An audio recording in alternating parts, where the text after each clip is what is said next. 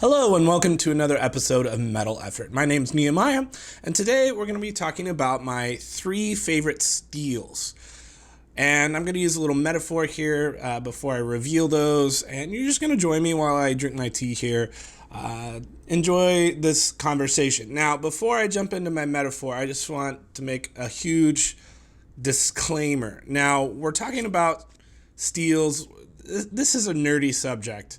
And I just want to preface this by saying, if you just need a knife, like just one pocket knife because you need to cut things from time to time, and you don't consider yourself a knife person or a steel person or metallurgy person or any of those things, this is not for you. This doesn't matter because you could get, a Delica and VG10, or you could get S30V, and it would do fine. It would do everything you need it to do. That knife will cut. This is taking it one step further. This is getting into the minutia of the differences in steels, the benefits, the reason why, kind of brushing costs aside of what's the best steel for a job available. And so we're getting into kind of the stuff that doesn't really matter. Like, let's say that you have 10 different steels all on the same knife with the same or the correct heat treat, same geometry on the blade, and the blades are not marked. Most people would have a hard time telling the difference between the steels. It would take them a long time to cut and test, even give you an idea of which steels they think it would be. That actually sounds like a fun segment I would like to do in the future once I have the resources for it. But brushing that all aside, having this communal kind of knowledge and testing the steels and knowing what it's capable of and finding out what the correct heat treatments are, that's really interesting. And so we're looking at these steels in their ideal circumstance. The correct blade geometry, the correct heat treatment applied for the correct use. So let's jump into this metaphor, and I think you'll kind of start to see what I'm talking about. All right, so I got a triangle here. Let's say you're a billionaire and you only get to have 3 cars. And you think to yourself, well, I want something really durable. I want something hard use. I could take to the dunes. I could go 4-wheeling in, whatever. And you might think, well, a Hummer's good. Hummer's ultra durable, hard to flip over. It's just like the epitome of a durable vehicle, right? Okay, so you buy a Hummer. And then you think to yourself, well, I want something really fast. So you get an F1 racing car. Super duper fast, lightweight. The whole point is to be quick, nimble, and just extremely fast.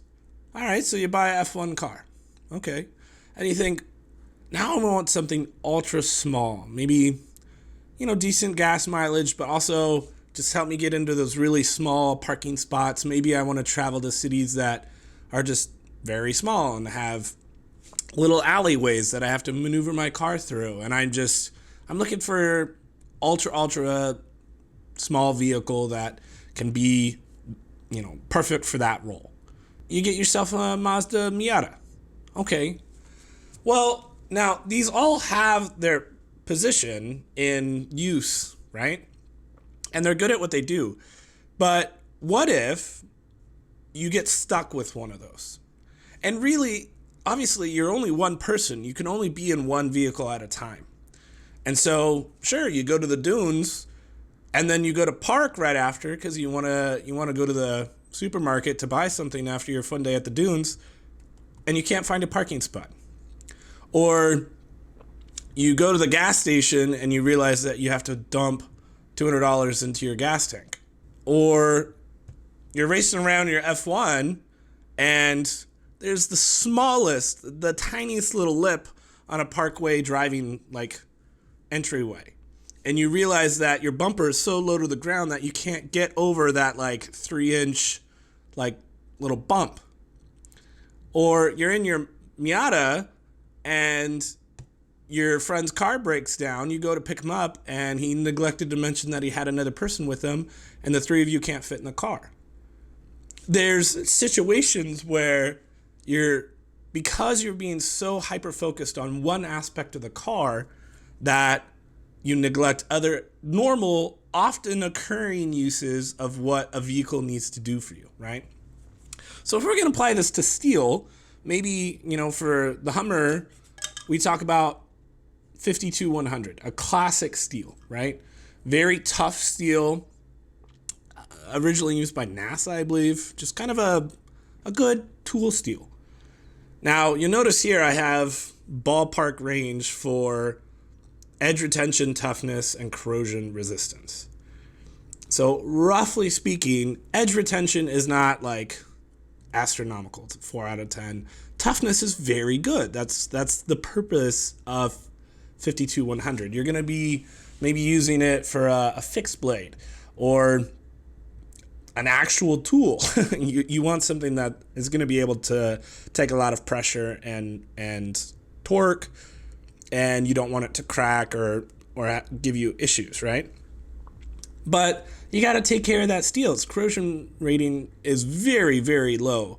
It's going to rust. Now, some people like patinas, sure. I mean, that's going to be asterisks. If you like patinas and that's your thing, you want your stuff to look battle-worn, go right ahead. Don't focus too much on 52-100. I'm not trying to take a crap on 52-100 or even something that's equally tough, but it's probably better in a couple other ways like 3V. Those are fine steels, they're okay, but they don't come without their costs. Edge retention on this is not that great. And at the end of the day, you need your knife to cut. And maybe you're not in a situation where you can resharpen very easily, right? So there's a cost to picking 52-100 as your knife steel, right? What about the Miata? Maybe the Miata is something like H1. Something that you're only picking it for a very specific reason. You need this to fit into very small parking spots. You're a pirate and you're on the boat all the time and you need a knife that's not going to rust. And so this is favoring corrosion resistance, but it's at a huge cost. Your edge retention is terrible. Your toughness is okay, but you're going to have to constantly resharpen that knife, and it's going to be a pain in the butt. And obviously, if you're near water, you're around water, that might not be an easy thing for you to do. It's not like you're going to have a sharpening, stone on your average boat. Like, there's a cost to this. And then F1 Racer. This is like the exotic, edge retention of Rex 121. It's not a very fine edge, it's a very toothy edge, but it does hold extremely long. Oh man, that's so cool. Its toughness, it's pretty brittle. Even its corrosion rating, resistance rather, it's not that good. It's gonna be a pain to sharpen, right? Upkeeping the F1 Racer car is not gonna be cheap. It's not gonna be easy. But you're going for the gusto on one particular thing. All right, so you get the metaphor. You get what's going on. So, with all that preamble, let's move into my 3 favorite steels. All right, here it is.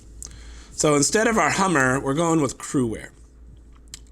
It's a new kid on the block, sure, and it kind of slots right in between 3V and 4V. It's better hardness and better edge retention from 3V, a little bit more in the toughness category from 4V. So you can use it for fixed blades, which I have, and I put some use on this with great, it's a great effect. You can baton with this sucker, you can beat on it, has great edge retention, it's easy to sharpen, and its corrosion rating is actually not that bad. 5 out of 10. So I'm in an area where it's not very moist most of the time, and so I don't even really have to worry too much about it as far as like oiling my knife that much. This is awesome. So by taking one step down on the toughness, it's not a 10 out of 10 compared to 3V or a 5100 or whatever, which even the 52-100 isn't a 10, but still good. It's most of the toughness, but you get much better stats over here. And so this is like a forerunner, right? Instead of a Hummer, you get something that can still do the same things that the Hummer can, but it's a V6, and you're gonna spend half as much on gas, and it's a little bit more narrow, so you can fit into the parking spots just like a normal car. It rides smooth. It drives just like a normal car, right? That's a modern innovation. You can have all the benefits of why you even would get a steel like this in the first place, while still being a car, being a vehicle you want to use in just about every situation. If I had to be stuck with a Forerunner for the rest of my life, I'd be happy. That would be fine. I'm totally cool with that. Similarly, we have LC200N. Not quite the same on corrosion resistance, but only just. And you're improving your edge retention by what, 4? That's awesome. Toughness is still nothing to sneeze at. It's not like it has a Achilles heel. This can be your EDC steel. This is like, I don't know, like a Tesla maybe, where sure, it's a newfangled technology, but it's easy enough to charge it, and it's small but not too small. It can accelerate nicely. It can be your only car. New technology, don't be scared of it. NASA invented this as well. And then obviously we have our trinity of M390. This is our edge retention is awesome, but again, your toughness and your corrosion rating are still very good. This is probably the best all-around steel on the market. We all know this. This is why everybody wants to use these steels. But very, very little downside with these steels. Sharpening is not that easy, but still totally doable. If I can do it, anybody can do it. This is awesome. This is like your Toyota Corolla, where you don't have to rely on charging stations like this. You can go anywhere. You can do anything. It's reliable. You know exactly what to expect from it. It's comfortable. It does what it needs to do. It's not trying to be too much in any one area. It has great gas mileage. It ticks all the boxes, right? So these are my 3 favorite steels. There's enough to distinct the differences that if I get to choose, I have a Spidey Chef on the way. That's going to be LC200N. If I'm doing food prep and I'm looking at all 3 of these knives, I could use these 2 knives and be okay, make sure I clean it off afterwards with the Cru-Wear. And the M390 probably don't even have to worry. But may as well do LC200N. I could run that bad boy under the sink, not worry about it to clean it out. And then if I'm going to go batoning, I'm going to grab my Cru-Wear. If I had a fixed blade out of M390, I would do it. It's okay. Toughness is all right, but it's not as good as this one, right? And so I'm gonna choose that. And then for my everyday, like I'm cutting a lot, boxes and rope or whatever it is I'm going to be doing, nothing where I'm banging on it, but I'm just going to be cutting a lot, just lots of cutting, I'm going to grab my trusty M390 or equivalent.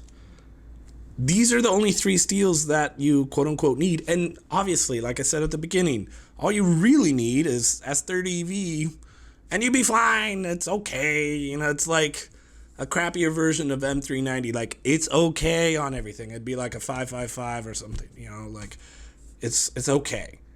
But if you want something that's like upper echelon, but is still very powerful in one category, the reason why you would choose it without having critical flaws, these are your 3 steels.